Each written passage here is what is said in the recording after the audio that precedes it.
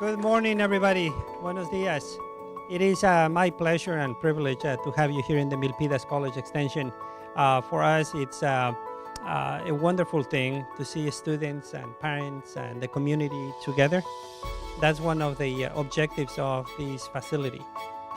This is our first time doing a fireside chat, and we have an individual here that has had a remarkable life, and I wanted to share this with our community and our audiences. And thank you for your participation in the interviews that we've done for that. I can see where that passion to stand up for our community, because you have that direct connection to it.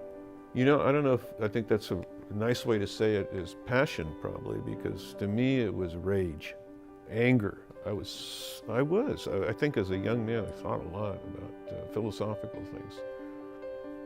Why has God let us be second-class citizens? How come the country says we're all equal and we're being treated so terribly? We can't get into unions, we can't get jobs, we're discriminated against. Yeah, I do get passionate, I do get angry. And I think the anger is really what drove me beyond just, studying or working hard. I wanted to do something because I thought it was wrong. It was 1965 when I got to San Jose State. I transferred from a JC. I was the first Chicano to ever get on the student council. There weren't too many Latinos, and as soon as I got on, I had some friends on the council, and I started working and lobbying to get a special program for Latino students, the EOP program. Let's talk a little bit more about some of the other stuff that you accomplished while around that period, right? So you're first elected national president of La Raza Law Students Association, Robert F. Kennedy Fellow, an R.H. Smith Fellow, and then you got into teaching. Yeah.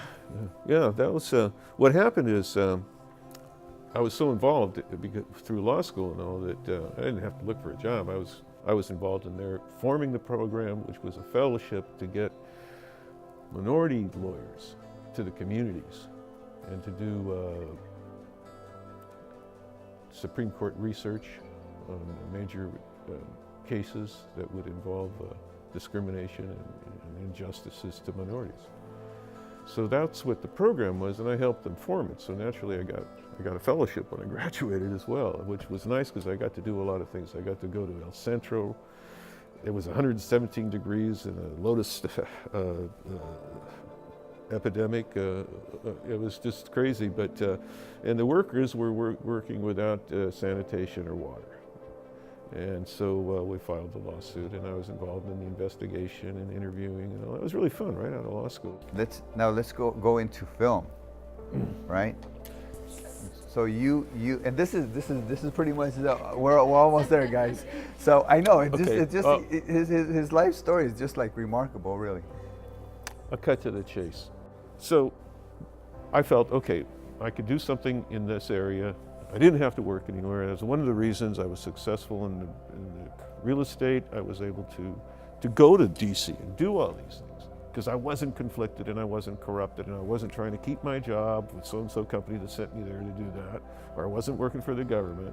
I was the only independent guy, and every time in every meeting, ultimately, I was the only one that had the guts or was free, independent to say whatever had to be said and be inspired to have hope and faith in our future. That's what it's all about, and that's what I'm trying to do through film.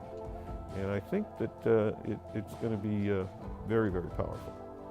And so I felt that was the best thing I could do with my life now, because the most effective way to reach young people and make that guy who's about ready to go in the gang decide to go to college is to influence him through film.